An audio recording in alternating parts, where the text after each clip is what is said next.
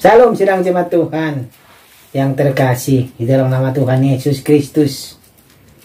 Kita bersyukur karena kebaikan Tuhan, anugerah Tuhan. Kita dapat menghirup napas hidup dan juga kita dapat melakukan segala aktivitas kita. Itu berkat kasih karunia Tuhan. Kita mau masuk dalam renungan kita, persiapkan hatinya. Namun sebelumnya kita mau memuji Tuhan. Kita katakan kepada Tuhan, mampirlah dengar doaku. Kidung Jemaat nomor 26. Mampirlah dengar doaku, Yesus penebus. Orang lain kau hampiri, jangan jalan terus.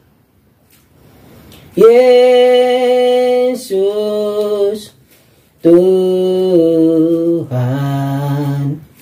dengar doaku. Orang lain kau hampiri, jangan jalan terus. Amin. Firman Tuhan untuk kita hari ini dari 2 Samuel pasal 12 ayat 15 sampai 31. Demikian firman Tuhan. Kemudian pergilah Nathan ke rumahnya, dan Tuhan menulahi anak yang dilahirkan bekas istri Uria bagi Daud sehingga sakit. Lalu Daud memohon kepada Allah oleh karena anak itu. Ia berpuasa dengan tekun, dan apabila ia masuk ke dalam, semalam-malaman itu ia berbaring di tanah. Maka datanglah kepadanya para tua-tua yang di rumahnya untuk meminta ia bangun dari lantai. Tetapi ia tidak mau. Juga ia tidak makan bersama-sama dengan mereka. Pada hari yang ke-7 matilah anak itu. Dan pegawai-pegawai Daud takut memberitahukan kepadanya bahwa anak itu sudah mati. Sebab mereka berkata, ketika anak itu masih hidup, kita telah berbicara kepadanya, tetapi ia tidak menghiraukan perkataan kita. Bagaimana kita dapat mengatakan kepadanya, anak itu sudah mati? Jangan-jangan ia mencelakakan diri. Ketika Daud melihat bahwa pegawai-pegawainya berbisik-bisik, mengertilah ia bahwa anak itu sudah mati. Lalu Daud bertanya kepada pegawai-pegawainya, sudah matikah anak itu? Jawab mereka, sudah. Lalu Daud bangun dari lantai, ia mandi dan berurap dan bertukar pakaian. Ia masuk ke dalam rumah Tuhan dan sujud menyembah. Sesudah itu pulanglah ia ke rumahnya, dan atas permintaannya dihidangkan kepadanya roti, lalu ia makan. Berkatalah pegawai-pegawainya kepadanya, apakah artinya hal yang kau perbuat ini? Oleh karena anak yang masih hidup itu, engkau berpuasa dan menangis. Tetapi sesudah anak itu mati, engkau bangun dan makan. Jawabnya, selagi anak itu hidup, aku berpuasa dan menangis karena pikirku, siapa tahu Tuhan mengasihani aku, sehingga anak itu tetap hidup. Tetapi sekarang ia sudah mati. Mengapa aku harus berpuasa? Dapatkah aku mengembalikannya lagi? Aku yang akan pergi kepadanya, tetapi ia tidak akan kembali kepadaku. Kemudian Daud menghibur hati Batseba, istrinya. Ia menghampiri perempuan itu dan tidur dengan dia. Dan perempuan itu melahirkan seorang anak laki-laki.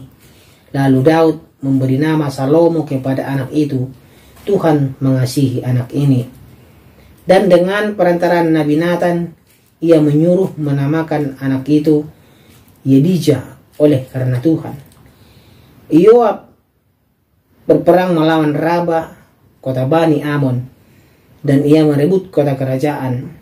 Lalu Yoab menyuruh orang kepada Daud dengan pesan, Aku berperang melawan kota Raba dan telah merebut pula kota air.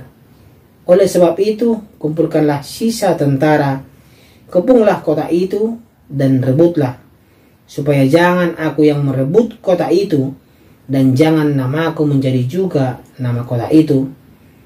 Sesudah itu Daud mengumpulkan seluruh tentara.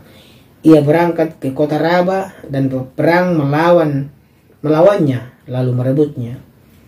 Ia mengambil mahkota dari kepala raja mereka, beratnya setalenta emas, bertatahkan sebuah batu permata yang mahal, dan itu dikenakan kepada kepala Daud. Juga diangkutnya banyak sekali jarahan dari kota itu. Penduduk kota itu diangkutnya dan dipaksanya bekerja dengan gergaji, penggerek, besi, dan kapak. Juga dipekerjakannya mereka di tempat pembuatan batu bata. Demikianlah juga diperlakukan Daud segala kota Bani Amon. Sesudah itu pulanglah Daud dengan seluruh tentara ke Yerusalem. Demikianlah firman Tuhan. Tema kita pada hari ini adalah hukuman Tuhan pasti terjadi. Saudara yang terkasih di dalam nama Tuhan Yesus Kristus, apa arti hukuman? Hukuman adalah suatu bentuk prosedur atau tindakan yang diberikan kepada individu atau kelompok atau seseorang atas kesalahan, pelanggaran atau kejahatan yang telah dilakukan dalam bentuk negatif atau penderitaan dalam rangka pembinaan dan perbaikan tingkah laku sehingga tidak berulang kembali melakukan kesalahan. Ini adalah arti hukuman, adalah suatu bentuk prosedur tindakan yang diberikan. Hasilnya ada tindakan yang diberikan atau ada sesuatu yang diberikan agar dia tidak mengulangi kesalahannya kembali.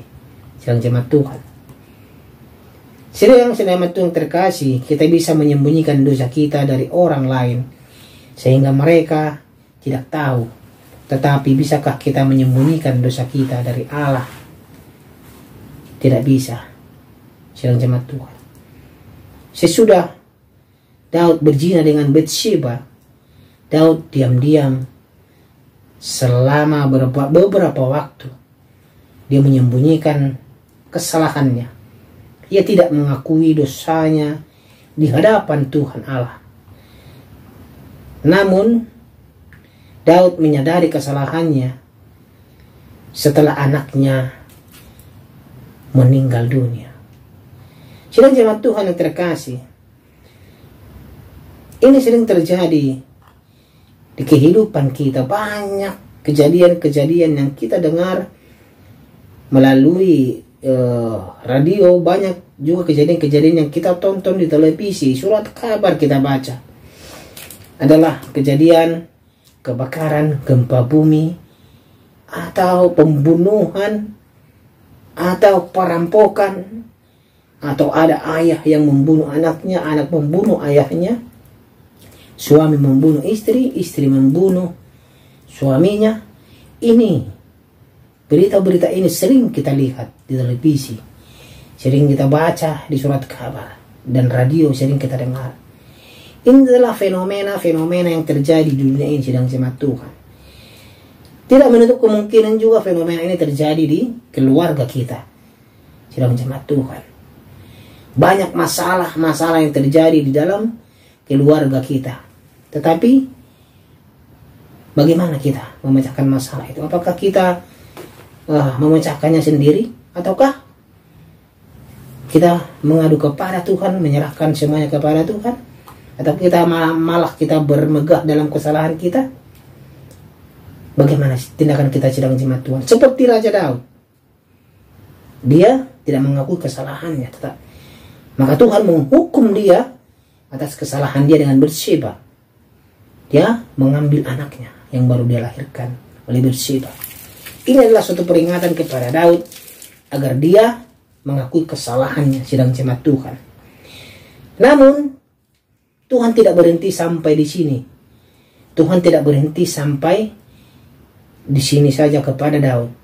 Kasih karunia-Nya tetap tercurah atas Daud dan Batsyeba. Kemudian melahirkan anak lagi. Allah meneruskan berkat-Nya dengan kemenangan Israel dalam peperangan melawan Bani Ammon di Rabah. Dosa-dosa Daud memang mendatangkan hukuman yang sangat berat, tetapi Allah yang penuh anugerah itu tidak menghancurkan kehidupan Daud sehingga ia masih bisa mengalami berkat-berkat Allah. Begitu juga dengan kita. Kalau kita kembali kepada Tuhan, kita akan mengalami berkat-berkat Allah yang luar biasa. Sedang jemaat Tuhan, kisah dosa dan pengampunan Allah memang banyak terdapat di dalam Alkitab. Namun kita harus paham bahwa semua itu tertulis bukan untuk mendorong orang berbuat dosa, melainkan untuk memperingatkan kita tentang bahaya dosa. Karena itu sedang jemaat Tuhan, kita harus menghindari dosa dengan cara apapun. Bila kita jatuh juga ke dalam dosa, kita tahu bahwa Kristus telah menanggung dosa-dosa kita di kayu salib. Maka datang kepadanya merupakan satu-satunya jalan terbaik untuk pengampunan dosa kita, agar kita tetap beroleh kasih karunia-Nya. Ingat sedang jemaat Tuhan yang terkasih, hukuman Tuhan pasti akan terjadi. Maka dari itu, lakukan yang terbaik untuk Tuhan dan sesama kita. Hindari dosa dari kehidupan kita. Jangan mengulangi kesalahan-kesalahan yang sama. Saya yakin dan percaya sedang jemaat Tuhan selalu terbaharui hatinya di dalam Tuhan. Mari kita memandang Tuhan. Jangan terulang kembali kesalahan yang kita lakukan. Puji nama Tuhan. Demikian firman Tuhan. Mari kita berdoa. Terima kasih ya Tuhan untuk firman-Mu yang mengajari kami bahwa kami mau bertobat dan kembali kepada Tuhan. Karena kami ingin percaya hukuman Tuhan pasti terjadi. Karena itu Tuhan, kami mau memohon ampun kepadamu atas segala kesalahan dan dosa kami. Kami mau kembali kepada Tuhan, melakukan yang terbaik untuk Tuhan dan sesama kami. Di dalam nama Tuhan Yesus Kristus sebagai Tuhan dan Juru Selamat kami berdoa. Amin.